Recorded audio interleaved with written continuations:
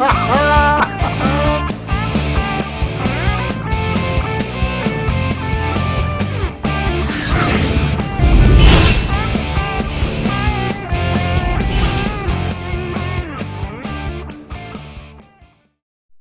hello there, Earthlings, boys, girls, small humans, marsupials. We did pterodactyls last. What about penguins? G'day, penguins. How you doing? Whatever you penguins, whoever you are, penguin, wherever you are, penguin, whatever you're doing, penguin, and whatever penguin you're doing it to. Happy to have you here with me today. I'm an idiot, honest to God. We're here to talk about the M46 pattern. But as always, a little bit of housekeeping first. Follow up on the tweets. If you're loving the tweets, I am too. At Bushka on Blitz on Twitter. It's become a little bit of a hit, which is great. Also, if you have been following the streams on Show TV, or Show TV it's pronounced, that's Nudity J Fandango. So it's https://show.tv, shau.tv/Nudity J Fandango. And that's been a barrel of laughs as well. Great fun. Had a little stream there yesterday with Hugh Jass. The Titans collided, and gee, didn't we have a ball. The PayPal thing, I don't want to harp on about that. You've contributed. You've been bloody lovely. You're going to keep the channel rolling. My wife doesn't mind so much if I'm spending time on the tanks when I can buy gold with my own money, my own pocket money. So that's wonderful. Thank you very much for that. You're all brilliant humans. We've clicked over 2,200 subscribers. That is huge numbers. I never thought we'd get there, and it's just going to get bigger and better, hopefully. Wargaming is coming down the pipe with more official content in the very, very near future, so stick around for that because that's going to be fantastic. As always, subscribe to the channel, or if you want to catch me on the Asian server portal or the North American server portal, that's enough talking about the M46. Now you can see I'm running the camo here in the garage. A couple of the videos you'll see I'm running those very cheaty skins, the ammo box skins. They show all the modules. I only ran those things for about a day, but unfortunately it was one of the days when I was recording and I got some good games, so I thought I'd stick with them. So you're going to see all different kinds of skins, modules, whatever. Ignore it. Just look at the gameplay. Don't worry about anything else. The Patton is another tank that I've gone back to the well, that I played terrifically badly as a noob, and then have come back to it as someone who's a little bit more skilled, who has gone a little bit further down the road on their journey in Blitz, and I've found it a delightful machine. I can't say enough about how much fun this tank is and how much fun it was to discover it the second time around. Now, it's got three really good things going for it. Namely, its gun depression is absolutely stellar. Second, it's got a brilliant view range. And thirdly, it's got a lovely fat 350 alpha, which gives it good DPM numbers, the ability to peek a boom really successfully, and it's very good if you run the right equipment at spotting the enemy and getting in first shots. Now, the equipment side of things is very straightforward. I used to run a really aggressive consumables layout of multi-purpose, multi-restoration pack, rations, and adrenaline. I was hemorrhaging money with this tank. The problem is it doesn't have great pen numbers. It's got 220 pen, I believe, or even less on its standard, and 265 or 218 AP is your average pen, and 265 on your APCR. Now the T54 has 201, which sounds tragic, but its heat pen's 330 millimeters, which is ridiculous. And no Russian bias here, like the fist of Stalin, please. So it has literally got 65 average penetration more in terms of millimeters than this tank. So you're going to be firing APCR at an awful lot of targets. It's very hard to get by without using APCR on this tank because 218 millimeters of penetration is woeful. You're going to get that kind of penetration on a lot of tier 8 heavy tanks and the like. So bear that in mind when you're moving forward. The gun, however, does have excellent alpha. It doesn't have great dispersion, but it never seemed to worry me too much in this tank.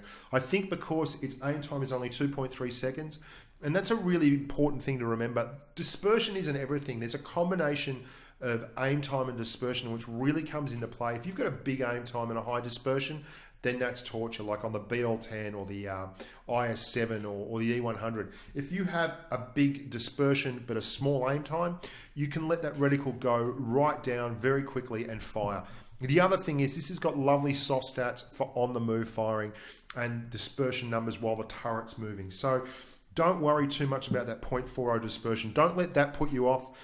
It's certainly not going to put me off, and I'll illustrate just how you can get around that in some of the video and some of the video play. We're going to have a quick look at the armor as well, but before we do, talking really quickly about my equipment, obviously a gun rammer, obviously vents, and then I run optics. Now the reason I run optics in conjunction with rations and vents is that it really boosts my view range. You've got 265 base view range, which is absolutely stellar.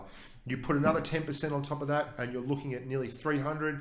Then you throw your rations and your vents on top and you're looking at topping out around about, I think it's 313 meters of view range. With solid camo numbers at tier 9 on this tank as well, that gives you the opportunity to have a really interesting play style. And I'll get more to that as we talk about how the gun depression, the turret placement and the view range work when we have a look at the armor profile. And why don't we go and have a look at that right now? So the pattern, armor-wise, pretty negligible. It's not great. The armor's not very good anywhere. And of particular note, obviously the American tanks, they all have this huge big butt that is very easily penetrated. 50 millimeters of armor there. Going to do no favors to you. So stay away from big TDs like E3s, T95s, anything with a BL10. The Jagdpanzer E100 in particular, they will put HE into your backside for great effect, you know, up to 1,000 damage easily. What you're going to be really worried about with this tank is that it's pretty rough all around. We're looking at it from the perspective of the M103's gun. Now, M103 has excellent gun handling stats, so happy days. If you're an M103 driver, you can pen this stuff. The pattern doesn't rely on its armor though. I mean, it does have some interesting parts to it. The actual turret is a lot more reliable than it looks because it does have some steep angles and will get bouncy, and the playstyle of the tank encourages it to generate those kind of angles. And here's what I mean with the pattern. We're going to have a look at the VK45 to illustrate something really important with this tank, and that is the turret. The turret is mounted very, very close to the front of the tank. This is the VK. Now you can see how far back the tank has its turret situated. The problem with that is when you're going up slight hills or inclines, it raises the front of the tank up to the point where the gun cannot shoot down over the hill. Because you're so far back, the actual front tracks are quite often above the gun mantlet itself in terms of altitude.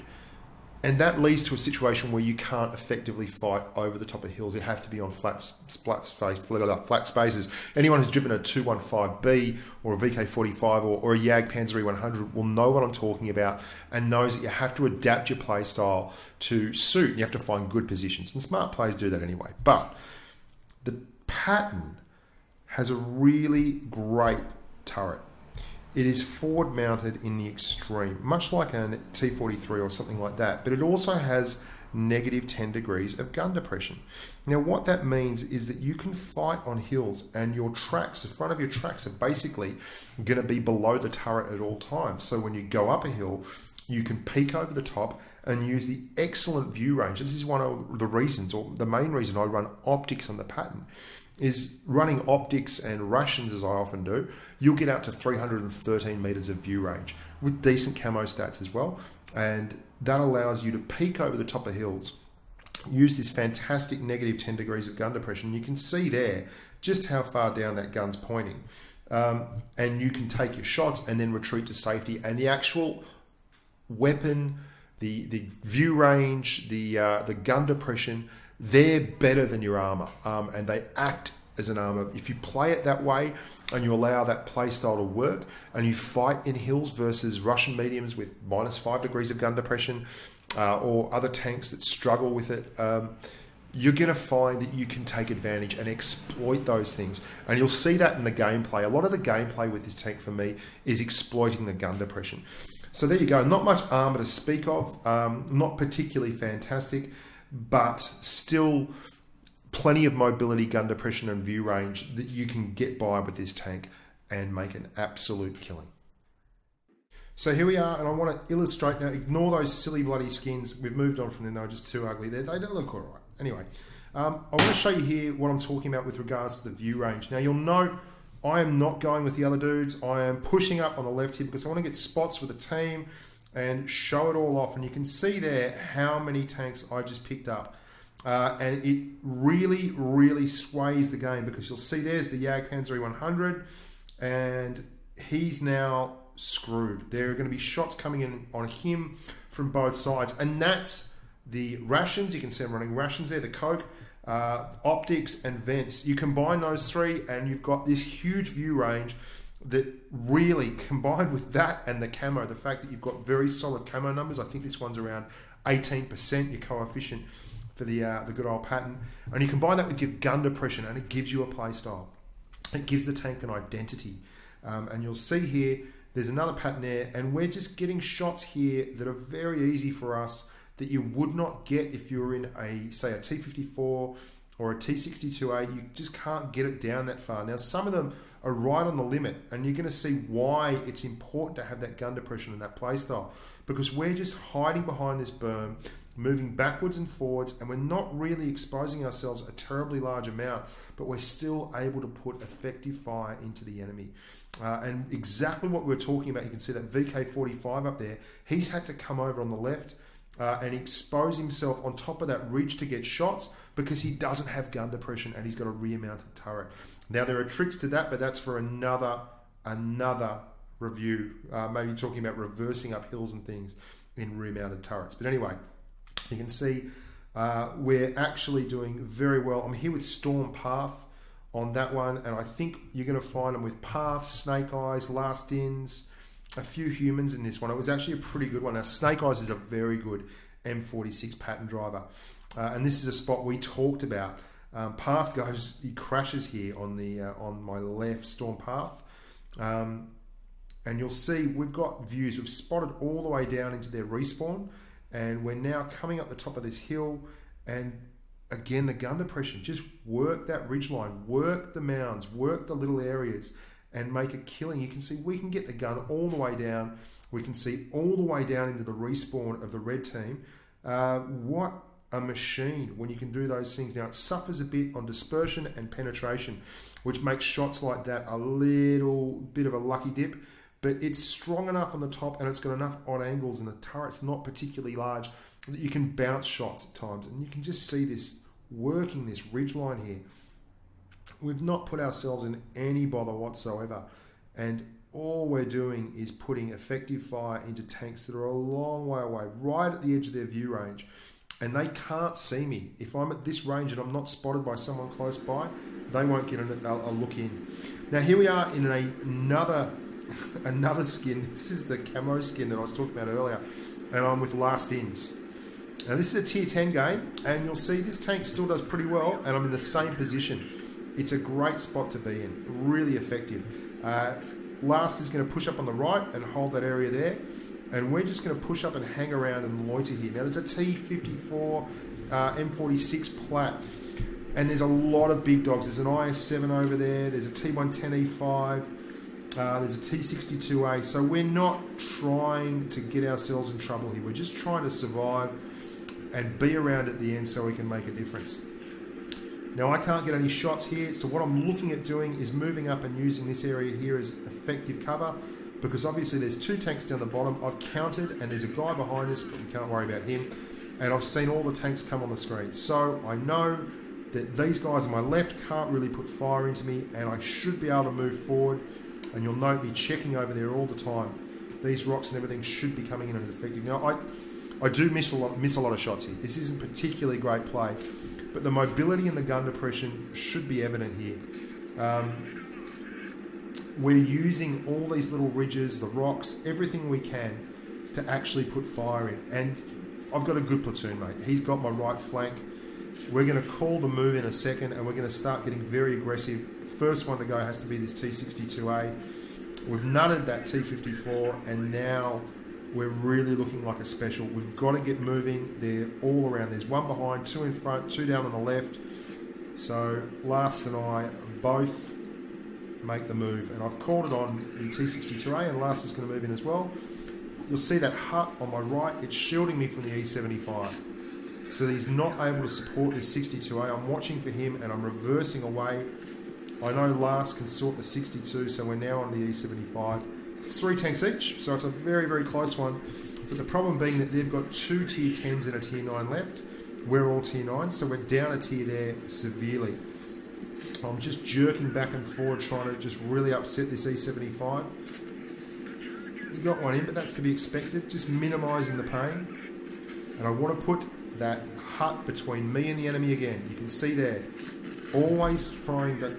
You've got to find ways with tanks like this and the Leo and other tanks that don't really have a solid armour profile to put objects between you and danger. Now, we don't have a lot of hit points. They're 2 tier 10s. But you'll note what we do here. Last goes left and I go right. And this is the key to good play. He's holding. I've asked him to hold. I've said negative and he's going to hold, which is a brave thing to do when it's a T1 10E5 you're holding on. But that's all right. 2 guns is much better than 1. They've attempted to do a flanking manoeuvre as well, but they've attempted their flank a little bit too late. And we've now got 2 guns on 1 again. Nothing like having a good platoon mate in a tier 10 game when things get rough and tough. Look at that. Shot him as he was getting the jump on. And I make the highlight reels and Lars finishes them off. So, very, very solid. Yeah, good effing game, Lars. I was very impressed with that. That was wonderful having you there for that. We had a really good run in this tank, actually. So you see there, about 7k, just over 7k for the 2, which seems to be the magic number. Now here we are on Black Gold. I think this is from the same run last night as well. I like to go mid here if possible. Now one of the reasons I like to go mid is you'll see this ramp. It's got a little bit of cover and it gives you the opportunity to use the gun depression. And you see we spotted that pattern before he spotted us. He started turning to us after we'd spotted him. So last is there. Now this is again, you can't speak highly enough about having a good solid platoon mate in these games, boys and girls, because you'll note, even though we're not doing much damage here at the moment, with him there on my left and me here on the right, we're putting these guys in a little bit of a tough spot where they have to move forward or pick who's going to move forward. And as is often the case, people stall out. Now again, this is a tier 10 game, so we've got a lot to cover here. And there's got to, actually, I think, no, that's a different team. Anyway, I thought that was a T platoon there, but it's not. So Last is doing really well there. He's just backing up around that corner, using the cover and making them come to him. And as they move forward, they're getting fire from more people in the team. Again, we talk about those pen numbers. You can see the mobility's good, the gun's good, and you'll note I'm not really having much of an issue with accuracy. We've got him on a reload, we know that, so we're just going to move forward and finish him.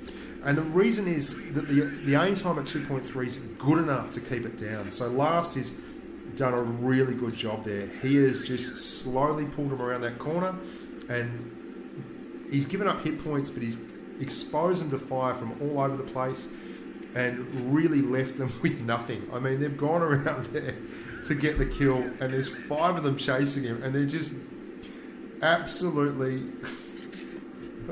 Last Sins has done an absolute pearl there. We're only a tank up.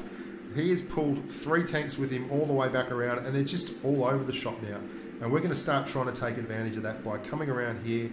We're going to take a really quick snap on the Pershing, and then the FV4202 up there. He follows me around a fair bit this game. Now, the smart thing to do in a situation like this, where you've got guys in front of you and you're in a mobile tank, that T62A there, he's going to hold him there. I'm going to relocate back around on the left because I don't want to end up having to duke it out trading hit points with the rest of them. Now, Last Sins isn't happy with our tier X's there.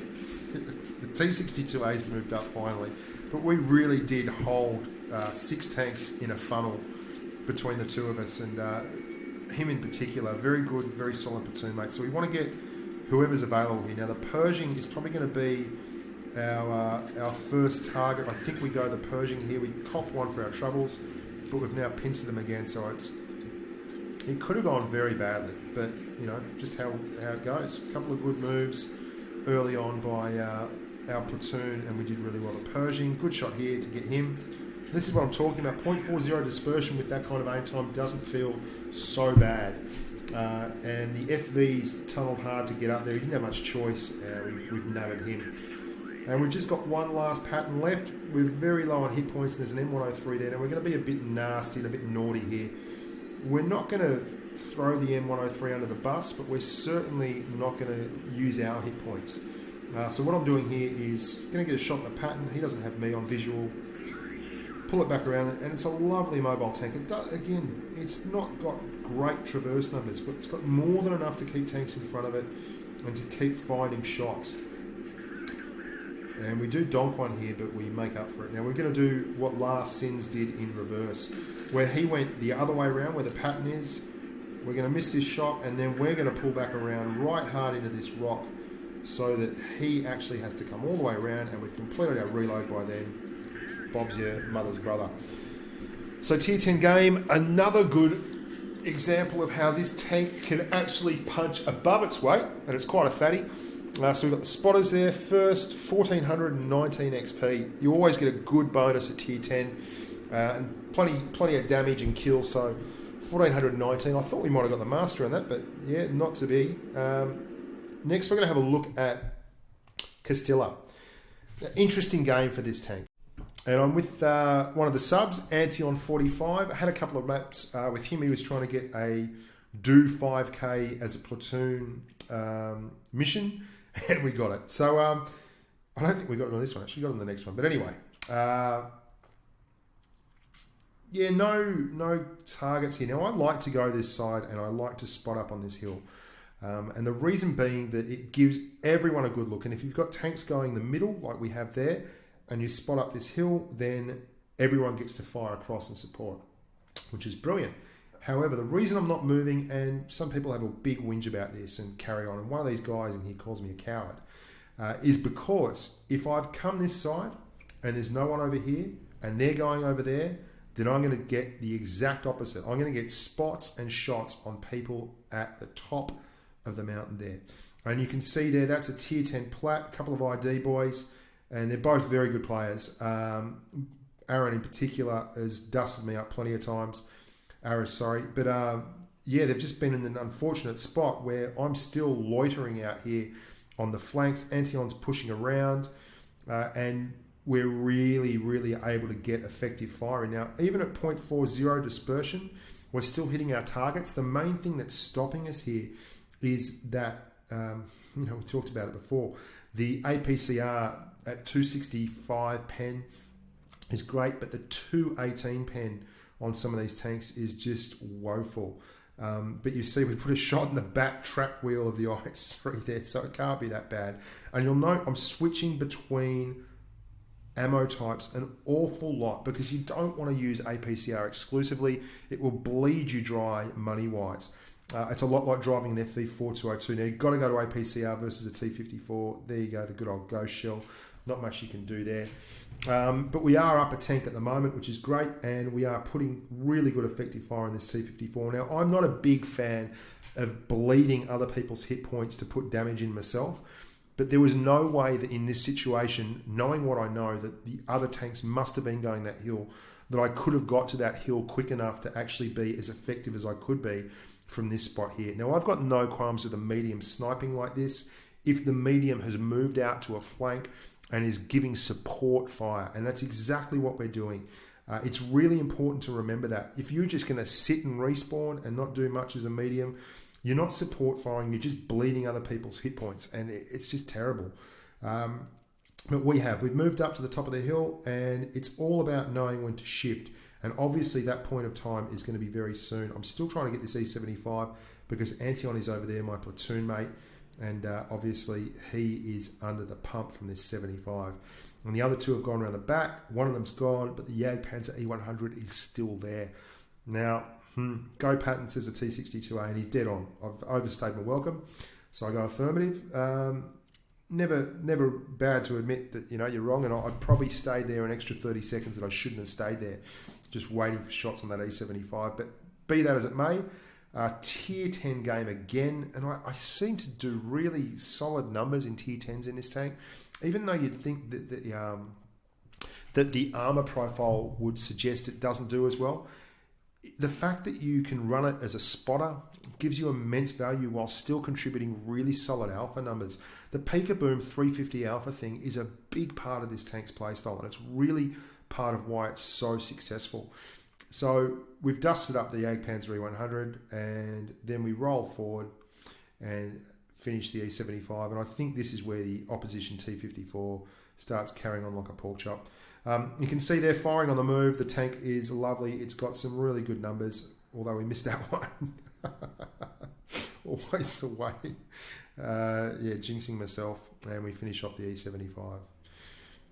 Coward pattern. Good on your snapping one. You get a wah. I'm happy to give you a wah.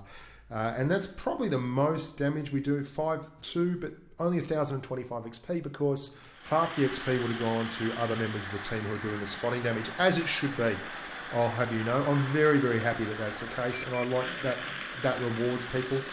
Now, here we are with Snake Eyes Warrior. I think it's with Snake Eyes. That first map was with Ace, Stealth 251, one of the Ace boys. Here we are with Snake Eyes. Just a cast of thousands in this tank. It's brilliant. And again, just using that gun depression.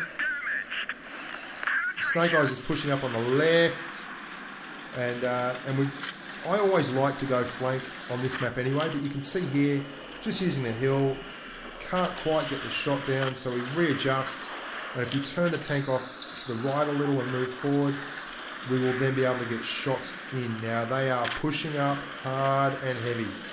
Our team has not gone forward. We requested help usually at the beginning, but I don't think we did here. And as such, we haven't got any. and they are coming at us big style. I can't get shots, so I'm just putting fire in where I can. And it all comes good later on when you put the fire in early. That object's going to be a worry, so what I want to do is track him as he goes over the hill. There we go. And then we're going to drive straight past him and leave him the hell alone. And try and give Snake Eyes a hand. He doesn't need it. He's got the IS-8. However, the objects managed to crack him. And we missed there. And all we're going to be doing here is working on the premise that the best place to be is the opposite ends of the BL-10. We don't want to be at the pointy end. We want to be at the end that actually doesn't shoot. And we're ignoring the Comet because we could sort him out later. And there we go. You can see Snake's not happy because we had 4 out here on the flank. Trying to get the track, but we miss it. You can see how good this tank is mobility-wise in actually... and that's one of my favourite things to do, is to ram someone to death rather than actually putting a shot in. Mobility-wise, how good it is at firing on the move. And I don't have the exact stats in front of me, but from playing the 54, which I run with Vert Stabilizer, and playing the E50 a lot, I would reckon it's better than both of those. And I've had a look at them in the past and been impressed with them, so I'm not really that surprised there. Now, I'm not sure what I was doing there. I may have been distracted in real life. I'm not sure. But anyway, it's now 4-on-3. A couple of 8s and the Comet left. We're going to roll forward and effect victory. We've only got one more, I think, after this. Another Comet. And we move out and start smacking the Jagdpanther. The last game we have is on Black Goldville again. Seems to be a happy hunting ground. And again, another great game, and another great game for this tank. Snake Eyes and I are doing the business there on the flank and then rounding it up and finishing everyone off. Easy way to save on APCR is just to shoot everything in the arse. I always find. So you've noticed how much I use the actual gun depression. It's really key with this tank. 4K there, 1200 XP, so you know you've done well. This is with Aegon, so we're getting the full gamut here. You're getting a look at everyone. We missed out. Jeez, Chapo. So I was playing with him this morning. I should have used the 46. Now this is a tier 9 game. Wonderful. So we're going to finish on a tier 9. You're against your peers. Always a good thing. And this is my spot here. You'll note I love it. Big place to be. And I think in this instance, I'm not running optics. I may well be running a vert stabilizer. That's really noticeable for me. I find this tank to be far more effective running a set of optics. You can run them however you want, and you'll see in this game you can still be very successful without running them. And the vert stabilizer may actually help, although you wouldn't tell it from that shot there, but that's more pen numbers than anything else. Just you hit tracks or something with this, you're far less likely to go through on the big guys because of the crap pen numbers on the gun. But you'll see how much that's with APCR there. That's a really good shot to hit. It's a funny one, isn't it? Even at 0.40 dispersion, you can hit stuff really well because of the low aim time and the good numbers on the actual turret. But the penetration can do you out of all kinds of love. I've bounced the back of T-34 turrets and 1776 Independence turrets just because of the really sneaky rounded angles and the thickness of the armor on those big guns. But you can see here we're down a tank. Aegon's pushing forward. I'm still putting effective fire in here, and I've got this rock here, which is really helping me on the right. I don't mind tanks that put effective fire in from flanks and good positions like that, as long as they've moved to get there and they've pushed a flank. And if the flank then becomes a place that can put supporting fire in, happy days. Now, you might note, we're getting absolutely creamed here now. We're down 4 tanks, and I think, and this is the thought process for me, let's go over here, help out the rest of the team, the last 2 guys we've got remaining, finish off the tanks that are over here ASAP, and then turn around and try and nut the guys that are charging. So if we can do that and actually even things up a little bit, we'll be far better off than me staying in a strong position there and getting fire into guys that are advancing, because I'll just get swamped anyway.